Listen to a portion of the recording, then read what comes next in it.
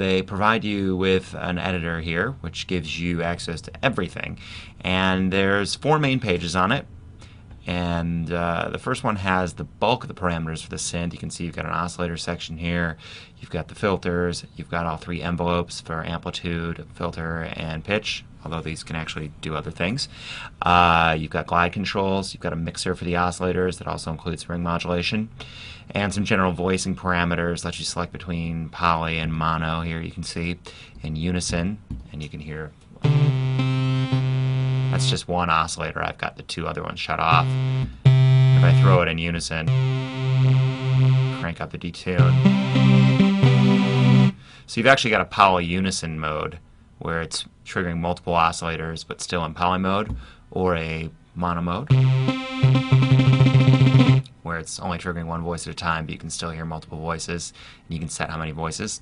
And here's where you select your waveforms right here, and you can pop this up. It gives you a little pop menu. And you can see there's a whole bunch of waveforms here. These are all different kinds of basic synthesizer waveforms from different synths.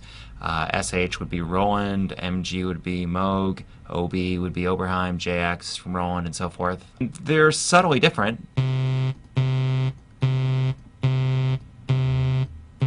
You can actually see the waveform displayed. Some of them you hear more of a difference than others. The squares you can hear more of a difference than the saws. The ARP one really captures that 70s quasi-distorted thing. That's pretty boring because it's only one waveform, so let's get out of there. And we'll kick on a second oscillator over here by turning up the level. And maybe I'll go in and do the ARP square for that guy too. Here we go. You can really get that. Let me take it down an octave. Okay, these are split by an octave. Maybe throw on a unison mode and mono mode and some glide and so all your basic parameters are here, so you can do quite a bit of synth programming right from this one page. And you've also got your patch mode here, where you can display patch names and edit them and store them and so forth.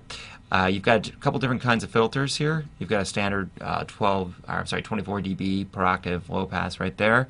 You've also got 12 dB variations, band pass, which is more. We can crank the res up on that guy. Getting back to the low pass, it's kind of like a standard Moogish kind of thing. One thing that's really cool about the filter on this is people always complain about stair-stepping in digital filters where you don't have enough values to get a smooth sweep. This has what would appear to be 16,384 different values, if you can believe that. And you can hear it stepping when you twist the knob this way, but if you click on it, it'll actually give you a pop menu, and you can actually select any one of those values and click on it if you really just had to have 10,354 as your cutoff frequency. You've got a couple other pages right here. You've got an LFO page where you can select the LFOs. It's got 3 of them, and it's got another modulation LFO there, and an insert effect, which can be, as you can see, EQ, compressor, auto distortion, or bit crusher, which is a beautiful sound. There's also a mixer of sorts, an effects mixer here, and this sets your effects sends for the effects which are on the next page, which I'll get to in a second. You've got a master EQ here. You've got another EQ, and here are those effects I was talking about. You can hear the delay and echoes, and I believe it has a reverb in there as well. And a chorus, flanger, phaser delay, more standard modulation effects. And if we go to the aux page, this is what I was talking about, you can fine-tune whatever effect it is, and you can see when you pop these up, the parameters change slightly depending on which effect is selected. And same thing here, the chorus, flanger, phaser, delay. Here we have the mod page, As you can see, it has 16 modulation sources and destinations. These can be, as you can see, a wide variety of sources, envelopes and keyboard and pitch wheels and so forth. And then you've got the destinations here, and you've got an amount control. So you've got 16 separate ones, which is kind of crazy overkill, but it's there if you need it.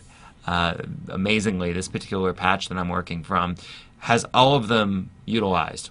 All right, we've also got what they call performance controls, and these correspond to the front panel controls, the matrix that I was showing you earlier on the synth itself. So these are just an exact replication of that, and you can see if you move one of the controls, like take the filter cutoff for example, you can see that'll move right along with this knob, so you can get to those. So that's replicated to simplify things. Another feature I really wanted to show off was the arpeggiators. It's not just any virtual analog synth. There are a whole bunch of arpeggiation options, and they're so extensive that they go really way beyond your traditional arpeggiator and become part generators. And here we're in the multi-mode, and you can see like over here we're on a drum patch. This one's a drum patch, and then we have a bass line there, and we have up here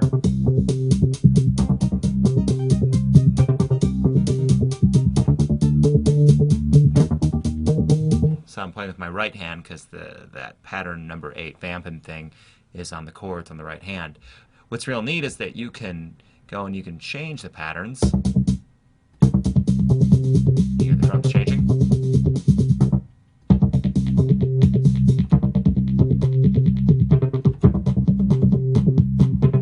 And we can change the pattern here.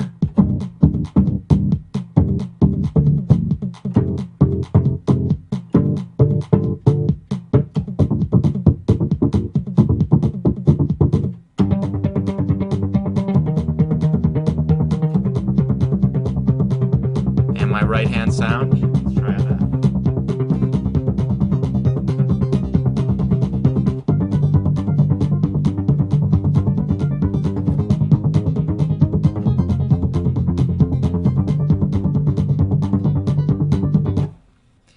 So here I'm just changing patterns.